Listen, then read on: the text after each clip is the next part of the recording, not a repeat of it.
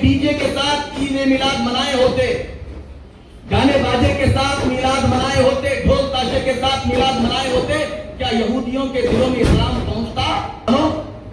میلاد مناؤ، ہم ویلکم کرتے ہیں، ہم استقبال کرتے ہیں، نو ڈی جے، نو بینڈ باجے۔ کیا گانے کو، بجانے کو، میوزک کو، یہ سب چیزوں کو اللہ کے نبی نے پسند کیا ہے؟ تالی اگر کوئی بجائے تو اسلام میں تالی بجانے کو منع کر دیا گیا کہ لہٰذا تالی مت بجاؤ، اس سے شیطان ناچنے لگتا ہے۔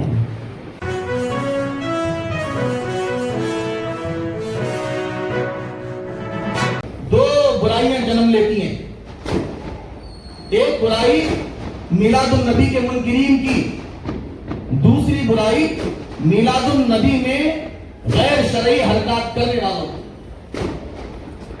ہم دونوں گروپس کو کنڈم کرتے ہیں۔ سب سے پہلے میلاد النبی، کوئی کلپ چلاتا ہے کہ میلاد النبی کا کوئی ثبوت نہیں ہے، میلاد النبی کی کوئی شرعی حیثیت نہیں ہے۔ میں بڑی ذمہ داری کے ساتھ کہنا چاہوں گا نوجوانوں، اس لیے میں بار بار کہتا رہتا ہوں، قرآن کے قریب ہو جاؤ، اسلام کے قریب ہو جاؤ، اس لیے کہ آنے والے دن بڑے بھیانک دن ہیں، بڑے بھیانک حالات ہیں۔ آنے والے دن ہمارے گھر بدعقیدگی سے محفوظ نہیں رہیں گے۔ قرآن سے اپنا تعلق مضبوط کرو۔ سارے مسائل کا حل اللہ نے قرآن میں عطا فرمایا، قرآن کے بعد حدیث رسول اللہ میں عطا فرمایا، حدیث رسول اللہ کے بعد اقوال اہل بیت، اقوال صحابہ میں اللہ تعالیٰ نے عطا فرمایا۔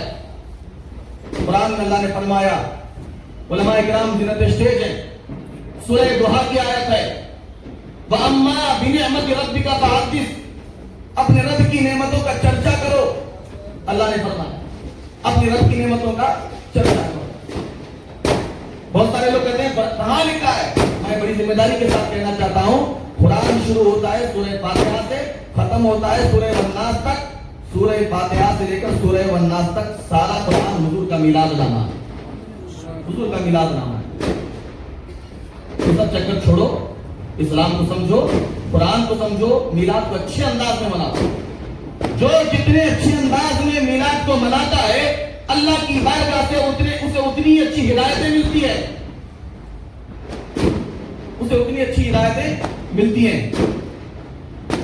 حضرت علامہ ابن جوزی رحمۃ اللہ علیہ، جن کا وصال 597 ہجری میں ہوا، کتنے ہجری میں؟ 597 ہجری میں۔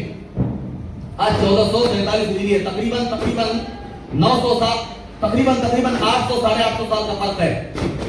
حضرت علامہ ابن جوزی رحمۃ اللہ علیہ اپنی تصنیف میں میلاد النبی کی شرعی حیثیت کے حوالے سے فرماتے ہیں کہ میلاد النبی اسلام کی تبلیغ کا سب سے اہم ذریعہ ہے، اسلام کو غیروں تک پہنچانے کا سب سے اہم ذریعہ ہے، اسلام کو دشمنان اسلام کے خلوق میں ڈالنے کا سب سے شاندار ذریعہ ہے۔ آج ہم کہاں ہیں سوچو آپ، اگر وہ مسلمان اس دور کے ڈی جے کے ساتھ عید میلاد منائے ہوتے، گانے باجے کے ساتھ میلاد منائے ہوتے، ڈھول تاشے کے ساتھ میلاد منائے ہوتے، کیا یہودیوں کے دلوں میں اسلام پہنچتا؟ نہیں پہنچا۔ اسلام کیوں پہنچا؟ اس لیے اسلام پہنچا کہ اس عاشق رسول نے ایسے حضور کا میلاد منایا جیسے اللہ نے قرآن میں حکم دیا ہے، جیسے رسول اکرم پیغمبر اعظم صلی اللہ علیہ وسلم کا طریقہ کار۔ مسلمانوں، میلاد مناؤ، ہم ویلکم کرتے ہیں، ہم استقبال کرتے ہیں، نو ڈی جے، نو بینڈ باجے۔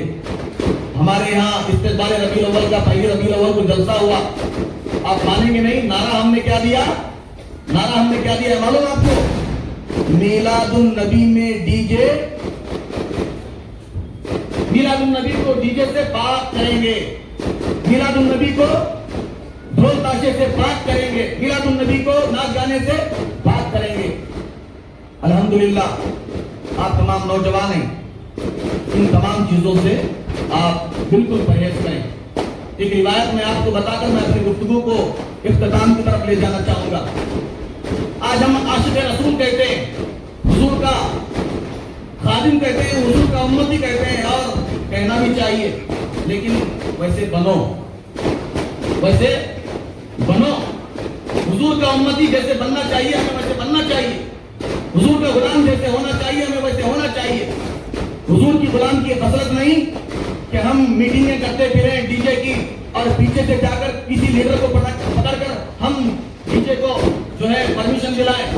पिछले साल की शिकायतें मिली हैं, बहुत सारे हमारे लीडर्स अपनी अना को चमकाने के लिए, अपनी औहदे को बचाने के लिए दूसरे लीडरों को रास्ता लगाकर वहां परमिशन दिलाकर ताकि उनकी कुर्सी बरकरार रहे।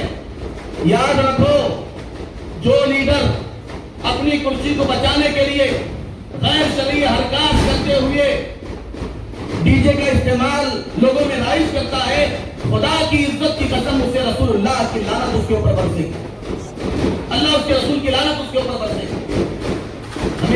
हम मुसलमान हैं, हमें इसका पालन करना चाहिए, इसे फॉलो करना चाहिए।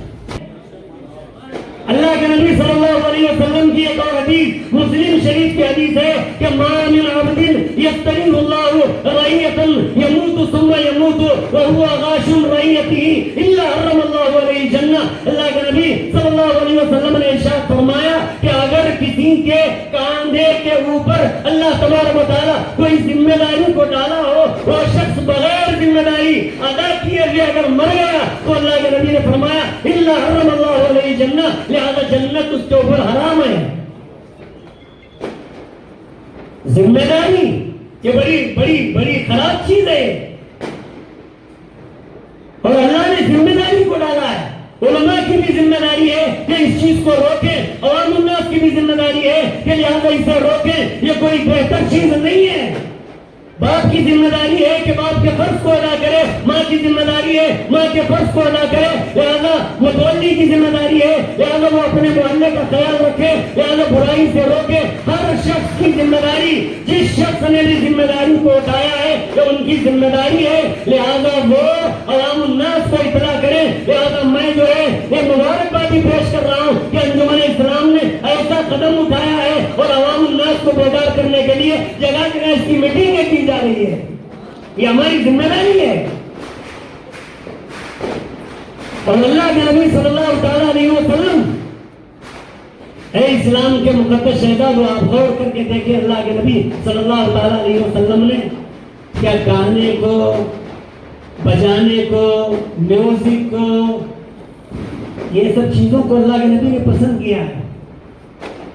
ताली अगर कोई बजाए तो इस्लाम में ताली बजाने को मना कर दिया गया कि लिहाजा ताली मत बजाओ, इससे शैतान नाचने लगता है। ताली मना किया गया, डांस तो बहुत दूर की बात है। म्यूजिक का जो है, लिहाजा म्यूजिक बहुत दूर की बात है। इस्लाम के मुकद्दस शहजादों, अल्लाह के नबी सल्लल्लाहु अलैहि वसल्लम की एक और हदीस आप मतलब में जो है जहन में रख के चले। अल्लाह के नबी सल्लल्लाहु अलैहि वसल्लम ने इरशाद फरमाया, जिसके रावी हजरत अबू मालिक रज़ी अल्लाह तआला अन्हु है, तिरमिज़ी की रिवायत है। अल्लाह के नबी सल्लल्लाहु अलैहि वसल्लम ने फरमाया, मेरी उम्मत पे एक जमाना ऐसा आ जाएगा, मिन हाज़िहिल उम्मा खसफुन व मसफुन व गज़फुन। अल्लाह के नबी ने फरमाया, मेरी उम्मत पे एक जमाना ऐसा आ जाएगा, मेरी उम्मत जमीन में धंसाई जाएगी और मेरी उम्मत के चेहरों को मस्त किया जाएगा और मेरी उम्मत पे तरह तरह बलाओं में मेरी उम्मत मुब्तला हो जाएगी। अल्लाह अकबर।